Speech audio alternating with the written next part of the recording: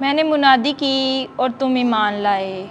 ہمارے لیے آج کی پہلی تلاوت مقدس پولوس رسول کا پہلا خط کرنتھیوں کے نام 15واں باب پہلی تک 11ویں آیت مقدسہ۔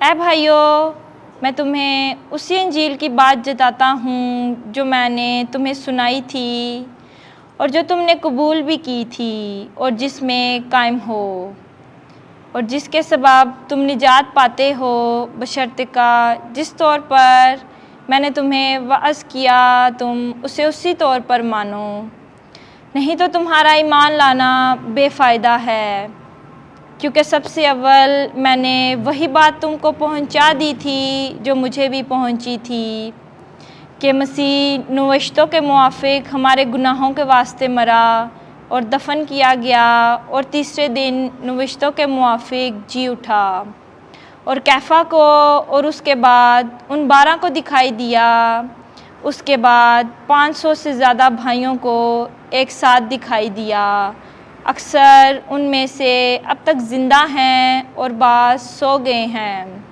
پھر یعقوب کو دکھائی دیا، پھر سب رسولوں کو، اور سب سے پیچھے مجھے بھی دکھائی دیا جو گویا ادھورے دنوں کا پیدا ہوا ہوں۔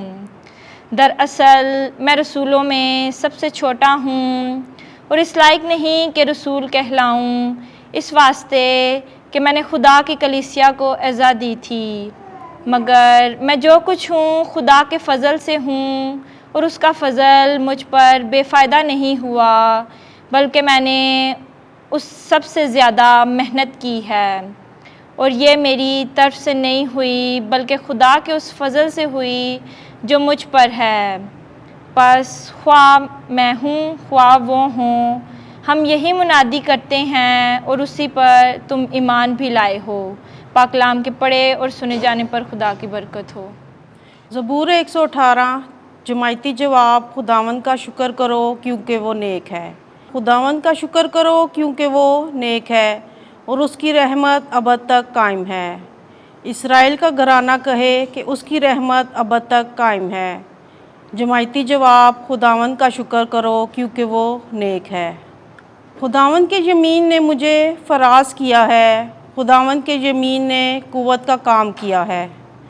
میں مروں گا نہیں بلکہ جیتا رہوں گا اور خداوند کے کام بیان کروں گا۔ جماعتی جواب: خداوند کا شکر کرو کیونکہ وہ نیک ہے۔ تو میرا خدا ہے، میں تیرا شاکر ہوں، اے میرے خدا میں تیری تمجید کرتا ہوں۔ میں تیرا شکر کروں گا اس لیے کہ تو نے میری سن لی ہے اور میرا مخلص ٹھہرا ہے۔ جماعتی جواب: خداوند کا شکر کرو کیونکہ وہ نیک ہے۔ خداوند آپ کے ساتھ ہو۔ انجیل مقدس لوکا کے مطابق اے خداوند تیری تمجید ہو۔ 7واں باب 36ویں سے 50ویں آیت۔ اس کے گناہ جو بہت ہیں معاف ہو گئے کیونکہ اس نے بہت پیار کیا ہے۔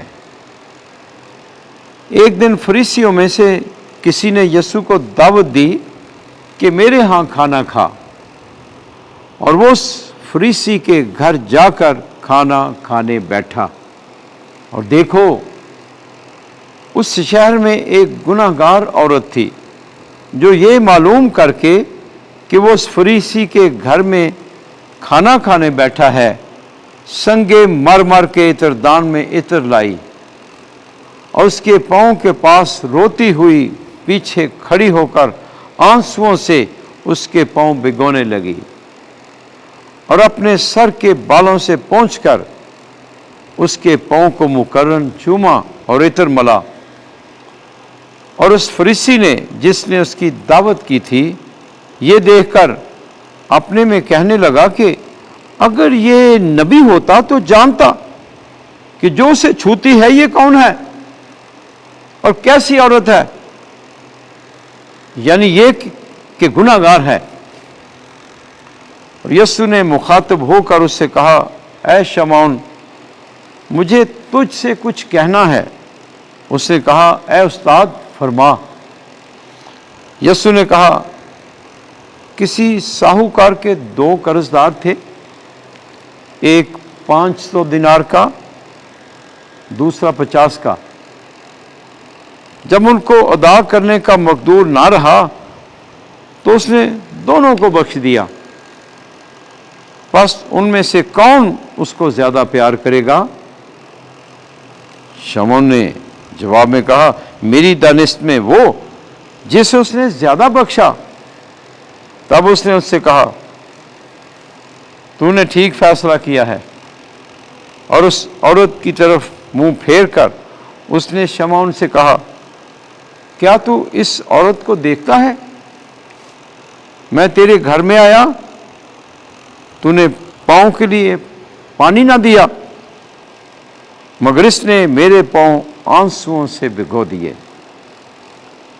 और अपने बालों से पूछे, तूने मुझको ना चूमा, लेकिन इसने जब से मैं अंदर आया हूं मेरे पांव चूमने से बाज ना रही। तूने मेरे सर पर तेल न मला, मगर इसने मेरे पांव पर इत्र मला है। इसलिए मैं तुझसे कहता हूं कि उसके गुनाह जो बहुत हैं मुआफ हो गए, क्योंकि इसने बहुत प्यार किया है। मगर जिसको थोड़ा मुआफ किया गया है वो थोड़ा प्यार करता है। और उस औरत से कहा कि तेरे गुनाह मुआफ हुए। इस पर मेहमान अपने में कहने लगे कि ये कौन है जो गुनाह भी माफ करता है? मगर उसने औरत से कहा, तेरे ईमान ने तुझे बचा लिया है, सलामत चली जा। इंजील मुकद्दस के वसीले से हमारे गुनाह माफ किए जाएं। ऐ मसीह तेरी सताइश हो।